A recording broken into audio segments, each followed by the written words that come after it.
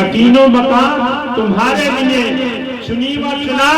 تمہارے لیے، بنے دو جہان تمہارے لیے۔ سبحان اللہ سبحان اللہ۔ اور آپ تو عرض کرتے ہیں یا رسول اللہ علیہ السلام، ہم آئے یہاں تمہارے لیے،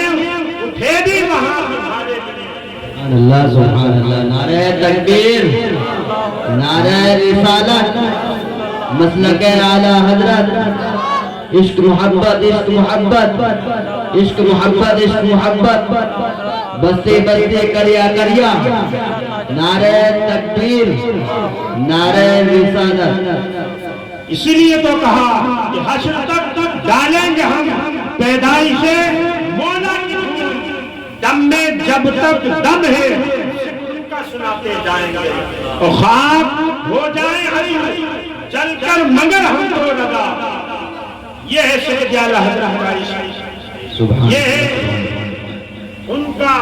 ان کی اصل ایمانی طاقت۔ سبحان اللہ۔ تو بہرحال عرض کرنے کا مقصد یہ ہے، یوں تو بیان کیا جائے تو بہت ہے، مگر ہاں یہ ضرور ہے کہ ہم اب جیسے صبح کو جلوس نکلے گا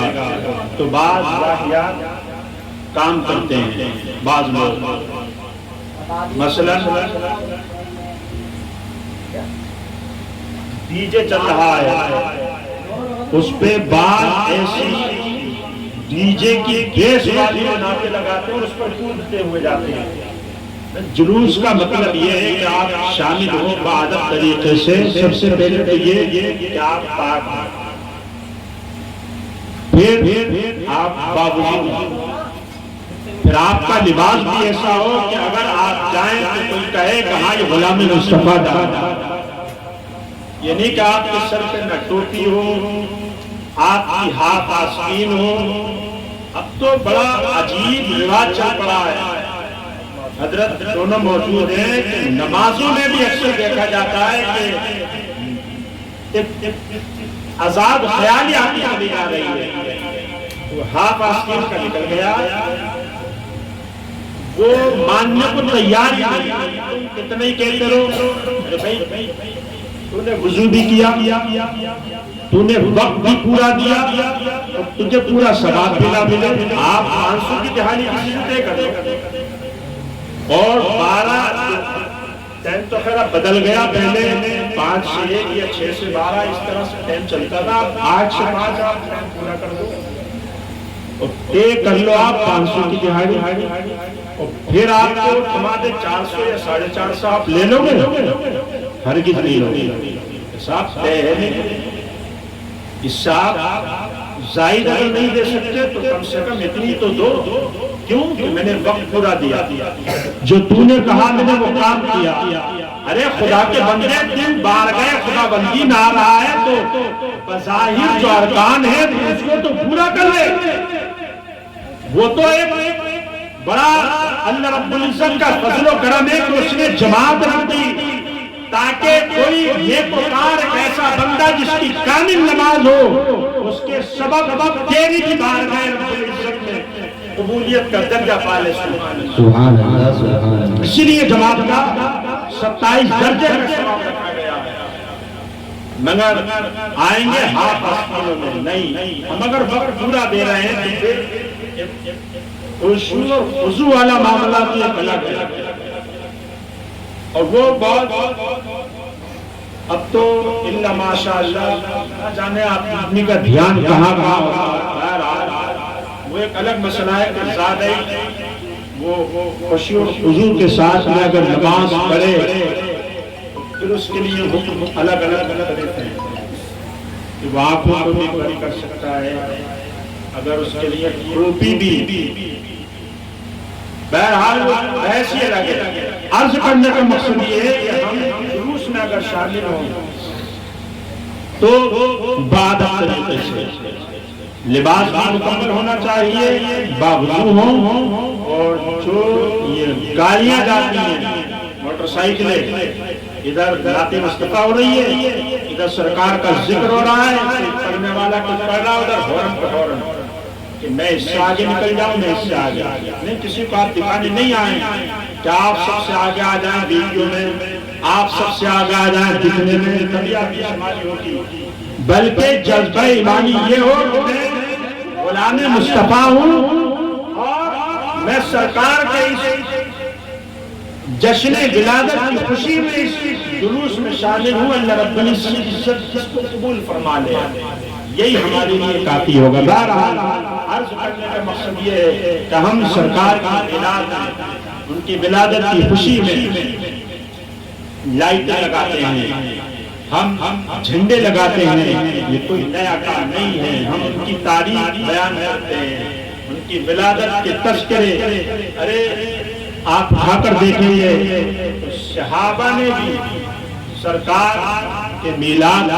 کے ذکر کیے، سبحان اللہ، تذکرے کیے ہیں۔ بعض روایتوں میں آتا ہے کہ میرے آقا کائنات صلی اللہ علیہ وسلم جب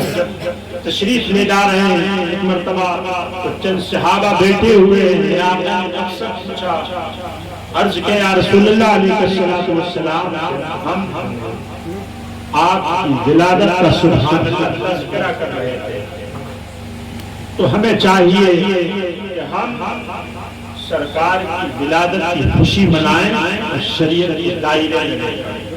بعض لوگ آتش بازی کرتے ہیں، بعض لوگ جتنی ہردنگ مچانا،